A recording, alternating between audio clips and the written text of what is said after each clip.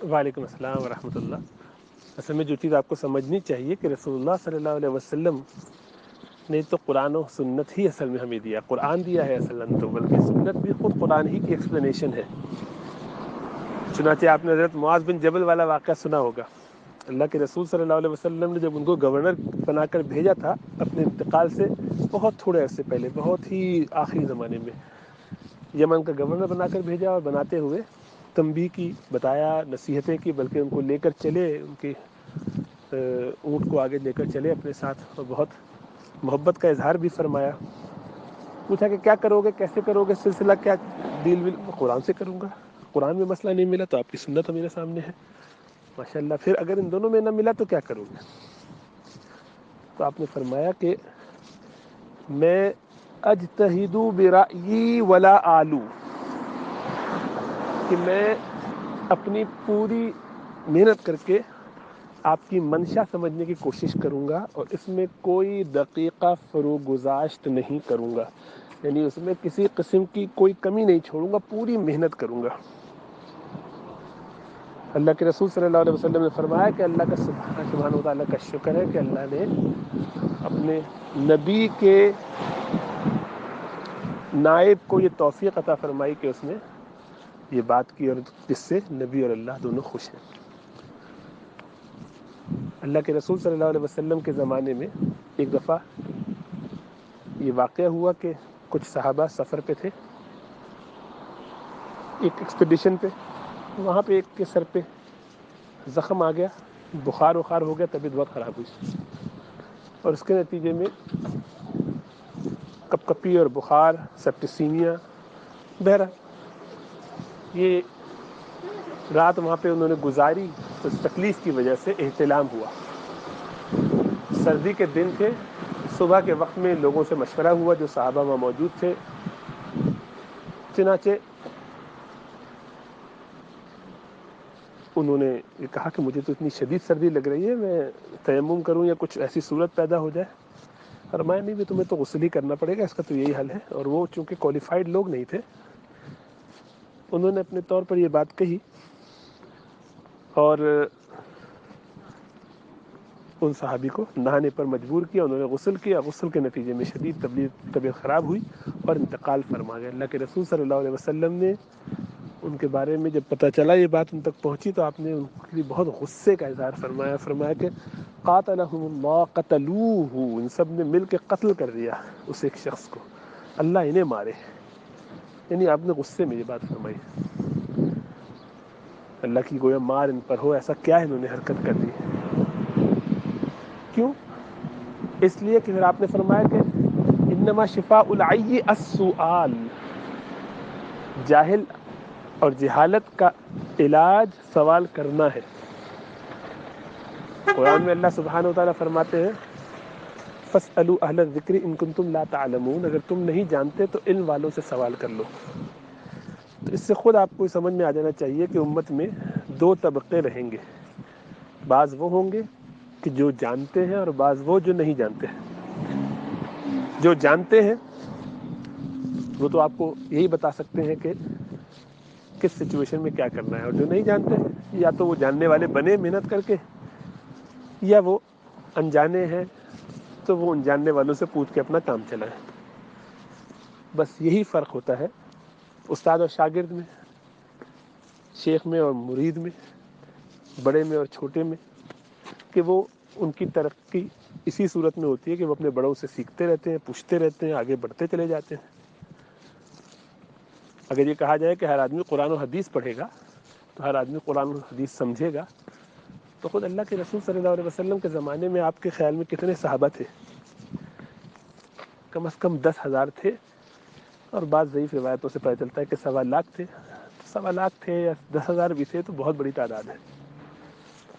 اب یہ 12,000 تو حنین میں شریک تھے، تو 12,000 کہہ لیجیے چلے، ان میں سے سارے شریک نہ ہوئے، یعنی اس وقت ہو سکتا ہے دنیا میں موجود حجۃ الوداع کے موقع پر زیادہ رہے ہوں، اور اللہ عالم، بہرحال یہ ایک ڈیبیٹیبل ایشو ہے، قطعیت نہیں ہے، تو اس میں کوئی عقیدے کا بھی مسئلہ نہیں ہے۔ بہرحال 1,00,000 تھے، 1.25 تھے، جتنے بھی تھے، اتنے صحابہ میں سے آپ کا کیا خیال ہے کتنے لوگوں کو اجازت تھی مسائل بتانے کی؟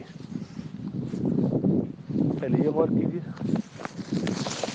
آپ کا خیال ہے صحابہ کرام میں سے کتنے لوگوں کو احادیث پتہ ہوں گی؟ کتنے لوگ قرآن و حدیث جانتے ہوں گے؟ ہزاروں تو حافظ تھے، اور پورے حافظ باقاعدہ.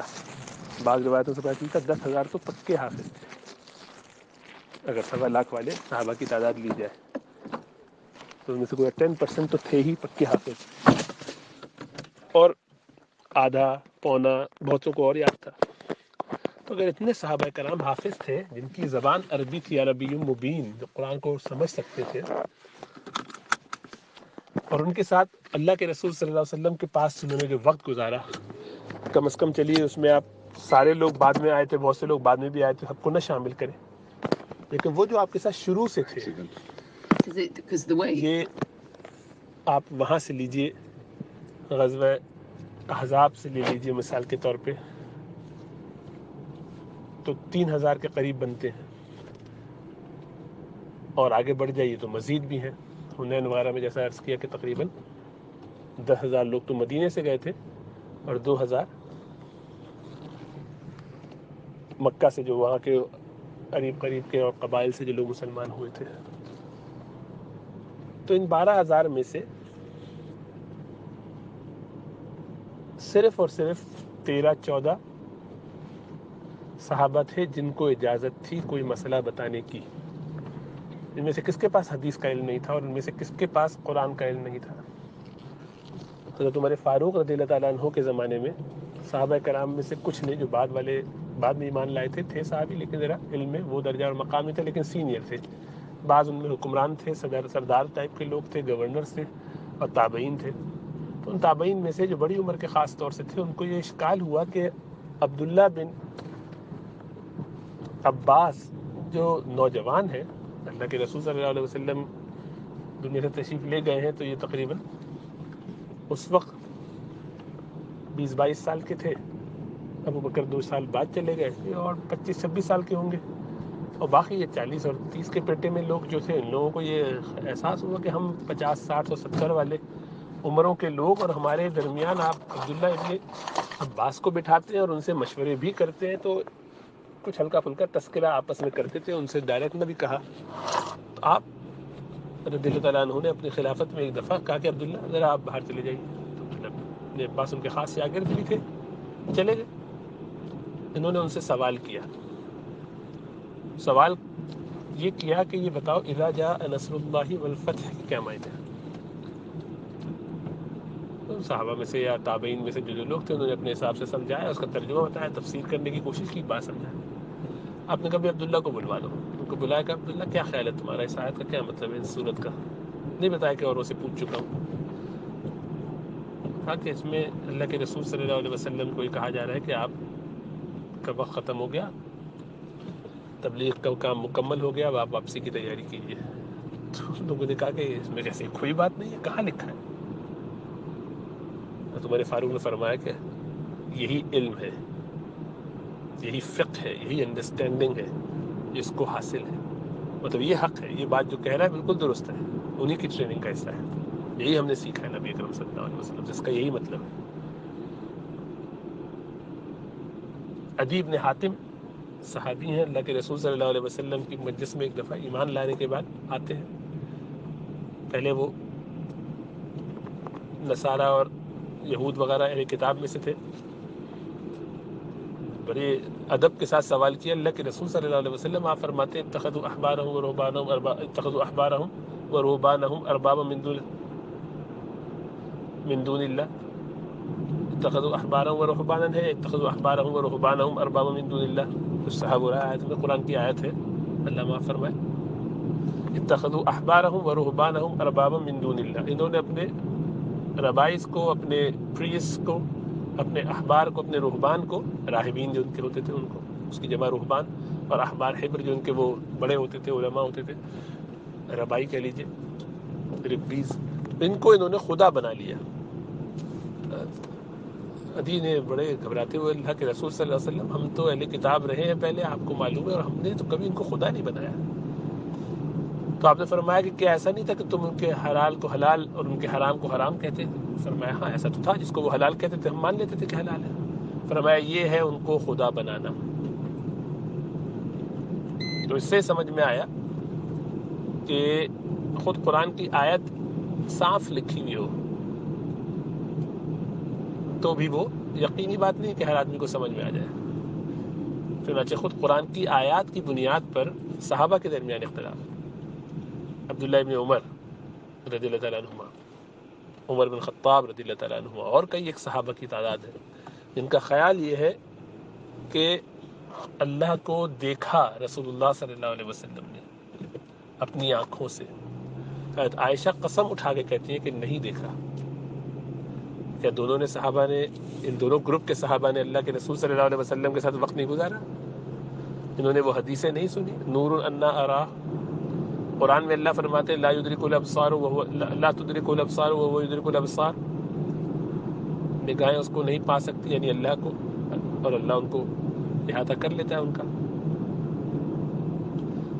وہاں اللہ کے رسول صلی اللہ علیہ وسلم کی حدیث ہے کہ نماز جب بھی ہو تو اس میں سورہ فاتحہ پڑھی جائے. لا صلاۃ الا بفاتحۃ الکتاب، نماز نہیں ہوتی مگر فاتحہ کتاب کے بغیر، یعنی نہیں ہوتی اگر فاتحہ نہ پڑھی جائے سورہ فاتحہ. تو جب قرآن کہتا ہے وَإِذَا قُرِئَ الْقُرْآنُ فَاسْتَمِعُوا لَهُ وَأَنصِتُوا لَعَلَّكُمْ تُرْحَمُونَ، جب قرآن پڑھا جائے تو خاموشی سے سنو اور چپ رہو. تب پڑھو کہ نہیں پڑھو کیا کیا جائے. ادھر اللہ سبحانہ و تعالیٰ فرماتے ہیں کہ وَلِلْمُطَلَّقَاتِ يَتَرَبَّصْنَ بِأَنفُسِهِنَّ ثَلَاثَةَ قُرُوءٍ وَالْمُطَلَّقَاتُ يَتَرَبَّصْنَ بِأَنفُسِهِنَّ ثَلَاثَةَ قُرُوءٍ. مطلقہ عورت کو چاہیے کہ 3 قروء انتظار کرے، اپنے آپ کو روکے رکھے، یعنی اگلا نکاح نہ کرے. 3 قروء کیا ہے؟ پر ان کے معنی خود عربی لغت سے حیض بھی ہوتا ہے اور طہر بھی ہوتا ہے. تو اس کو حیض مانے کہ طہر مانے، اس کا فیصلہ کون کرے گا؟ خود صحابہ کے درمیان 2 رائے رہی، اسی لیے ائمہ کے درمیان 2 رائے ہے، آج تک چلی آ رہی. تو آپ کیسے قرآن اور حدیث کی بنیاد پر ان میں سے کوئی فیصلہ کر کے مجھے دکھا دیجیے؟ اللہ کے رسول صلی اللہ علیہ وسلم فرماتے ہیں تم میں سے جو بھی کوئی مجلس میں مسجد میں داخل ہو، اذا دخل احدکم المسجد، جو بھی مسجد میں داخل ہو، فلا یجلس، تو چاہیے کہ بیٹھے نہیں، حتی یصلی رکعتین، جب تک کہ وہ 2 رکعت ادا نہ کر لے. اب 2 رکعت ادا کر لے، ٹھیک ہے، مسجد میں داخل ہوئے، عصر کی نماز پڑھنے کے بعد مغرب کی نماز کے لیے آئے تھے، ابھی نماز میں 15 منٹ ہیں، 10 منٹ ہیں، کیا کریں؟ بیٹھیں کہ کھڑے رہیں؟ بھائی 2 نفل پڑھنا چاہیے مسجد میں داخل ہوتے ہی.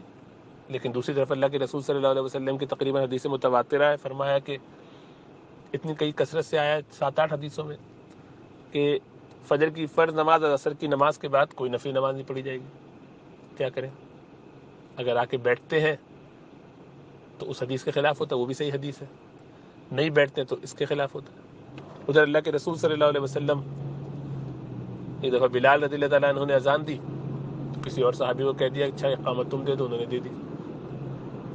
کسی اور صحابی نے ایک دفعہ اذان دی، اتبان نے غالباً رضی اللہ تعالیٰ عنہ، بلال نے اس کے بعد اقامت کرنا چاہیے، آپ نے فرمایا کہ نہیں بلال، یہ اسی کا حق ہے کہ جس نے اذان دی ہو. تو بھائی اس کا حق ہے کہ اس کا حق نہیں ہے؟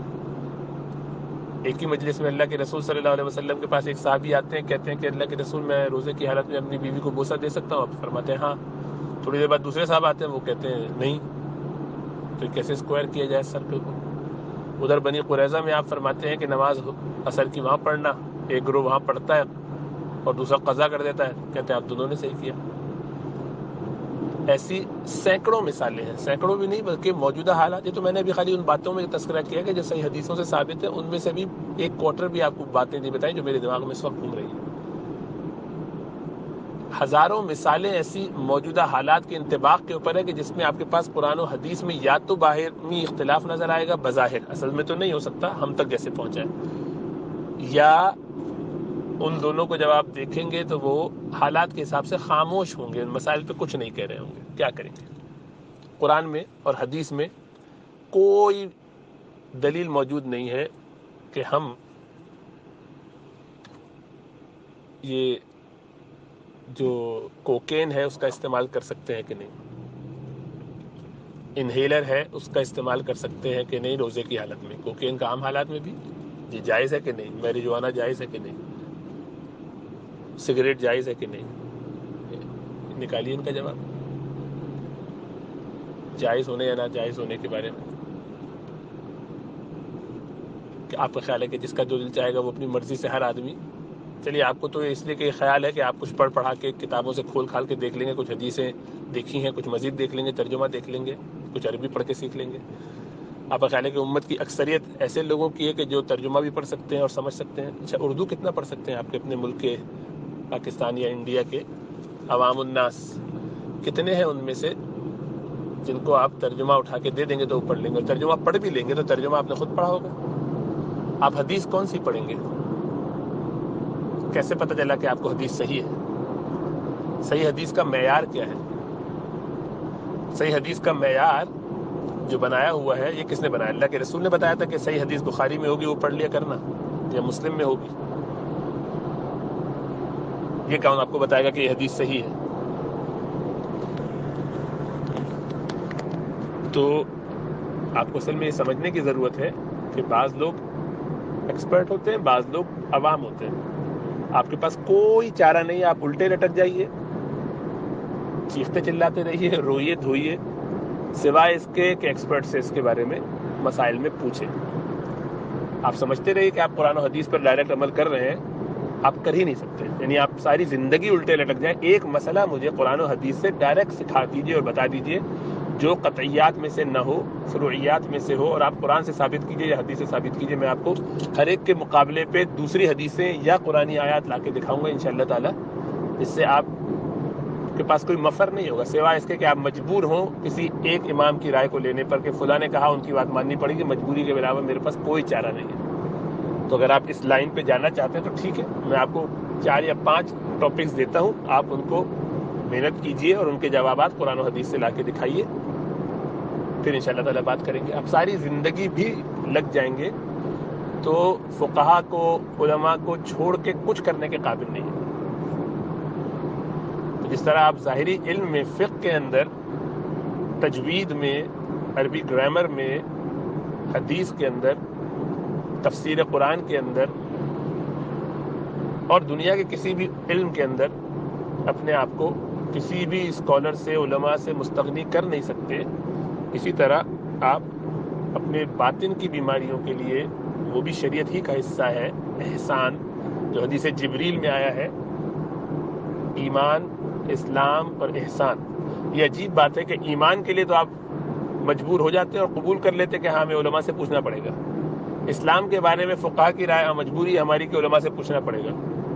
احسان کے بارے میں جو تزکیہ ہے، جو فکر آخرت ہے، جس میں تزکیہ آخرت دل کی صفائی کے لیے کرنی ہے، اس کے بارے میں آپ کہتے ہیں ہم خود کریں گے. اس پہ ذرا غور کیجئے پھر بتائیے.